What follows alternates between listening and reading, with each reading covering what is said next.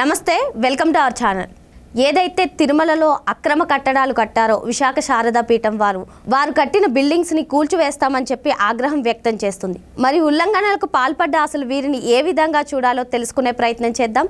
దీన్ని పూర్తిగా విశ్లేషించడానికి మనతో పాటుగా ఉన్నారు ప్రముఖ రాజకీయ విశ్లేషకులు అప్పసాని రాజేష్ గారు. వారిని అడిగి పూర్తి వివరాలు తెలుసుకుందాం. సార్ నమస్తే. సార్ నమస్తే. సార్, మనం చూసాం తిరుమల కొండ మీద ఏదైతే అక్రమ కట్టడాలు కట్టారో అది కూటమి ప్రభుత్వం వచ్చిన తర్వాత కూడా వాటిని రద్దు చేయడం జరిగింది సార్. కానీ దీన్ని వ్యతిరేకిస్తూ హైకోర్టుకు వెళ్ళారు విశాఖ శారదాపీఠం వాళ్ళకైతే ఈరోజు చెంప చెల్లుం అనేటట్టే హైకోర్టు అయితే సీరియస్ అయ్యింది. మరి ఈ భవనాలను కూల్చివేస్తామని కూడా హెచ్చరించింది సార్. దీనిపైన మీ అభిప్రాయం ఏంటి సార్? విశాఖ శారదాపీఠం వారికి జగన్మోహన్ రెడ్డి గారి ప్రభుత్వ హయాంలో ఆడిందాట పాడింది పాటగా వాళ్ళు ఏది సంకల్పిస్తే దానికి ప్రభుత్వం మొత్తం వాళ్ళ ముందు అధికార యంత్రాంగం మొత్తం వాళ్ళ ముందు సాగిలపడి వాళ్ళకి కావాల్సిన ఫెసిలిటేషన్ చేస్తూ వచ్చారు. దానిలో భాగంగానే జగన్మోహన్ రెడ్డి గారి పాలనా హయాంలో విశాఖ శారదాపీఠం వాళ్ళు తిరుమల కొండ మీద మా మఠానికి సంబంధించి భవన నిర్మాణం చేసుకోవడానికి మాకు భూమి కేటాయింపు చేయమని అడిగారు. దాన్ని పరిగణలోకి తీసుకున్న నాటి వైవి సుబ్బారెడ్డి గారి నేతృత్వంలో ఉన్న తిరుమల తిరుపతి దేవస్థాన ధర్మకర్తల మండలి ఆయనకి భూమి కేటాయింపు చేశారు. అయితే ఇక్కడ శారదాపీఠం ఏం చేసింది? జగన్మోహన్ రెడ్డి మన శిష్యుడే. ఎందుకంటే మనం చేసిన రాజశ్యామల యాగ ఫలితంగానే జగన్మోహన్ రెడ్డికి రాష్ట్ర ముఖ్యమంత్రిత్వం దక్కింది అని చెప్పని ప్రచారం చేసుకున్నాడు ఈ శారదాపీఠం స్వరూపానంద. అంటే ఓట్లేసిన కోట్ల మంది ప్రజలకు ప్రమేయం లేదు, జగన్మోహన్ రెడ్డి చేసిన పాదయాత్రకి ప్రమేయం లేదు, జగన్మోహన్ రెడ్డికి మద్దతుగా నిలబడ్డ ప్రశాంత్ కిషోర్ బృందానికి ప్రమేయం లేదు. వాళ్ళకి మద్దతుగా నిలబడి చాలామంది న్యూట్రల్ ముసుగులో ఉన్న మేధావులుగా చాలామంది అయిన వాళ్ళు చేసిన ప్రచారానికి ప్రమేయం లేదు. జగన్మోహన్ రెడ్డి కోసం రకరకాల మార్ఫింగ్ ఫోటోలతోటి మార్ఫింగ్ వీడియోలతోటి చెలరేగిపోయి ప్రచారం చేసిన వాళ్ళ సోషల్ మీడియాకి ప్రమేయం లేదు. ఈయన చేసిన ఒక యాగ ఫలితంగానే జగన్మోహన్ రెడ్డి ముఖ్యమంత్రి అయిపోయాడని చెప్పని ఈయన మార్కెట్ చేసుకున్నాడు. ఆ చేసుకున్న దాంతో జగన్మోహన్ రెడ్డి కూడా తన ఈ కష్టాన్ని తనకు అండదండలు అందించిన మిగిలిన వర్గాలని అన్నిటిని విస్మరించేసి వెళ్ళి ఈయనకి బొక్కబోరలా సాగిలపడేవాడు జగన్మోహన్ రెడ్డి కానీ వాళ్ళ అధికారులు కానీ వాళ్ళ నాయకులు కానీ. దాంతో జగన్మోహన్ రెడ్డి కూడా మరి నాకు యాగం చేశాడు కాబట్టి నేను గురుదక్షిణ చెల్లించుకోవాలి అనుకున్నాడు. చెల్లించుకోవాలంటే ఏం చేయాలి? ఆయన యాగం చేసాడు, ఈయన ముఖ్యమంత్రి అయ్యాడు. వీళ్ళ సొంత డబ్బు తీసుకెళ్ళి వాళ్ళకి గురుదక్షిణ ఇచ్చుకోవాలి. జగన్మోహన్ రెడ్డికి సొంత డబ్బు ఇన్కమింగే తప్ప అవుట్ గోయింగ్ అంటే ప్రాణం ఒప్పదు. అందుకని చెప్పని ఆయన ఏం చేశాడు? నేను ముఖ్యమంత్రిని, ప్రభుత్వం నా చేతిలో ఉంది, ప్రజల ఆస్తి నా చేతిలో ఉంది కాబట్టి విశాఖపట్నంలో ఎకరం 15 కోట్లు ఖరీదు చేసే 15 ఎకరాల భూములు అంటే వాటి ఖరీదు 225 కోట్ల రూపాయలు.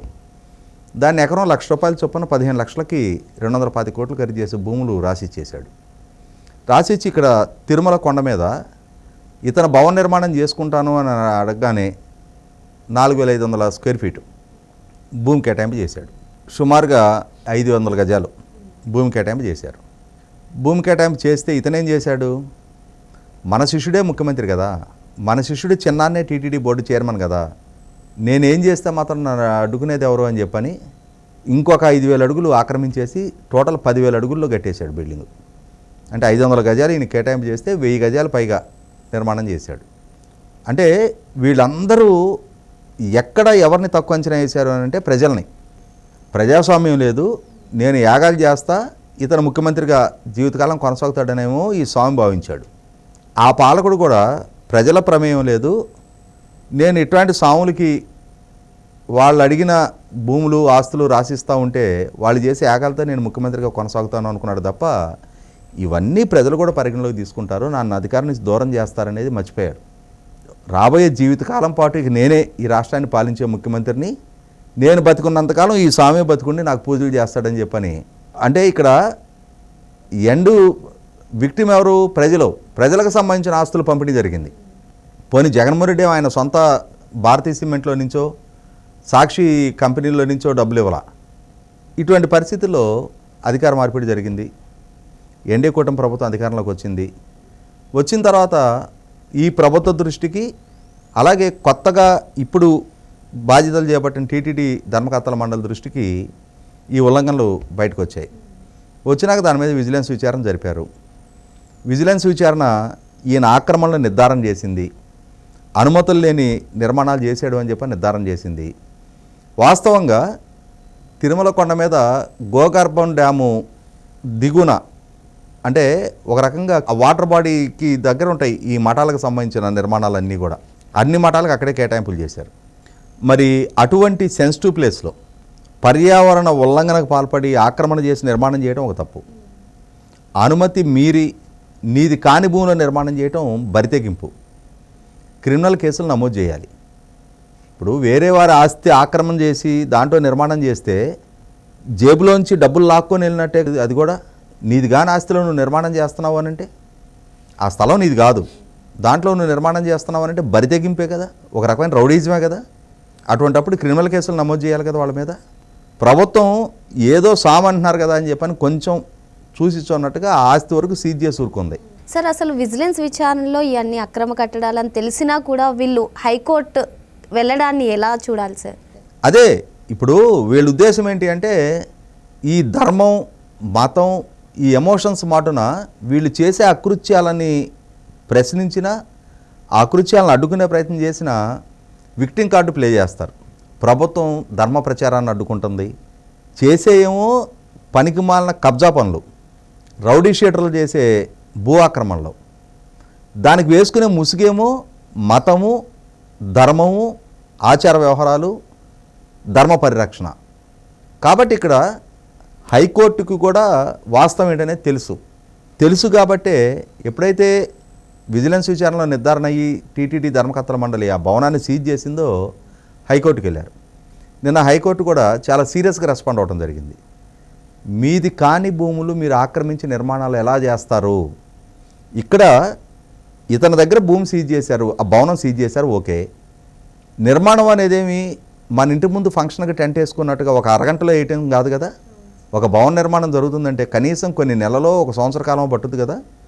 మరి అన్నాళ్ల పాటు జగన్మోహన్ రెడ్డి ప్రభుత్వ హయాంలో అంత భారీ నిర్మాణం తనది కాని భూములు అతను నిర్మాణం చేస్తుంటే ఎలా ఊరుకున్నారు ఆ రోజు అధికారులు? ఆ రోజు ధర్మకర్తల మండలి ఏం చేస్తుంది? వాళ్ళ పర్యవేక్షణ లోపం కదా, వాళ్ళ బాధ్యత రాహిత్యం కదా, వాళ్ళ డ్యూటీకి బైండ్ అయ్యి ఉద్యోగ నిర్వహణ చేయలేదు అనేది అర్థమవుతుంది కదా. సార్ మరి తిరుమల తొక్కిసలాట ఘటన జరిగిన వెంటనే మా హయాంలో తిరుమల చాలా సుపవిత్రంగా ఉండేది అని అనేవారు కదా సార్, మరి దీనికి వారు ఏ సమాధానం చెప్తారంటారు సార్? వాళ్ళకి సమాధానం చెప్పే నైతికత ఎక్కడుంది? ఇప్పుడు వాళ్ళకి నైతికతే ఉండుంటే ప్రజలు ఇంతగా అసహించుకొని 150 స్థానాలతో అధికారం కట్టబెట్టిన పార్టీని 11 స్థానాలకు ఎందుకు పరిమితం చేస్తారు? రాజకీయాల్లో గెలుపోటములు ఉంటాయి. ఒక పార్టీ ఒక ఎన్నికలో నెగ్గుద్ది, ఒక పార్టీ ఓడుద్ది. కానీ మొన్న 2024 ఎన్నికల్లో జరిగింది ఓటమిగా దాన్ని పరిగణించలేం. 151 స్థానాలు ఉన్న ప్రభుత్వాన్ని ప్రతిపక్ష హోదా కూడా దక్కనివ్వని స్థితికి ప్రజలు శిక్షించారు. దాన్ని ప్రజలు శిక్ష ఎవరికి వేస్తారు? రాజకీయాల్లో ఆ పార్టీ పాలన పట్ల వ్యతిరేకత ఉంటే ఓడిస్తారు. 2014లో జగన్మోహన్ రెడ్డి గారికి ఓటమి దక్కింది, ఎందుకంటే ఆయన 67 స్థానాలతోటి గౌరవప్రదమైన సంఖ్యతోటి ప్రతిపక్ష నాయకుడిగా ఉన్నాడు.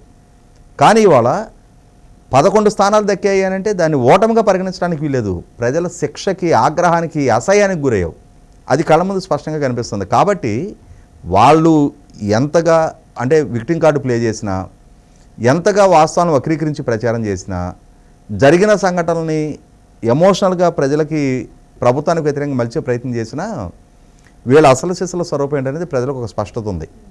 కాబట్టి వీటిని ఎట్టి పరిస్థితుల్లో పరిగణలోకి తీసుకోవడానికి ప్రజలు సిద్ధంగా లేరు. గౌరవ హైకోర్టు న్యాయస్థానం సూచించిన విధంగానే ఆ భవనాన్ని కూలగొట్టేయాలి. ఎట్టి పరిస్థితుల్లో రెగ్యులరైజేషన్కి ఆస్కారం కలిగివ్వకూడదు. ఇవాళ తిరుమల కొండ మీద స్వామివారి పాదాల చెంతన ఏ ఆక్రమణకై పాల్పడ్డా మాకు న్యాయస్థానాల పరంగానో ప్రభుత్వాల పరంగానో మా తప్పుని రాటిఫై చేస్తూ మాకు రెగ్యులరైజేషన్కి ఆస్కారం కలిగించారు అన్న సందేశం కనుక బయటికి వెళ్తే రేపటి రోజున 100 మంది కబ్జాలు చేస్తారు. అక్కడ నువ్వు నేను కూడా వెళ్ళి కబ్జా చేసుకోవచ్చు. అప్పుడు శారదాపీఠానికి ఒక న్యాయం, మనకొక న్యాయం ఎట్లా అవుద్ది? కాబట్టి ఇక్కడ 100కి 100 పాళ్ళు నిలువున బుల్డోజర్లు పెట్టి అటువంటి బిల్డింగులు 4 కూలగొడితే ఇంకొకటి ఇటువంటి ఆక్రమణకు పాల్పడని బుద్ధి తెచ్చుకుంటారు. లేదు అని అంటే పెద్దవాడికి ఒక న్యాయం, చిన్నవాడికి ఒక న్యాయం అని చెప్పని ప్రజలు కూడా ఫీల్ అవడానికి ఆస్కారం ఉంటుంది. ఈ అక్రమ కట్టడాలను ఖచ్చితంగా కూల్చివేయాలని చెప్పి సార్ చెప్తున్నారు. Thank you.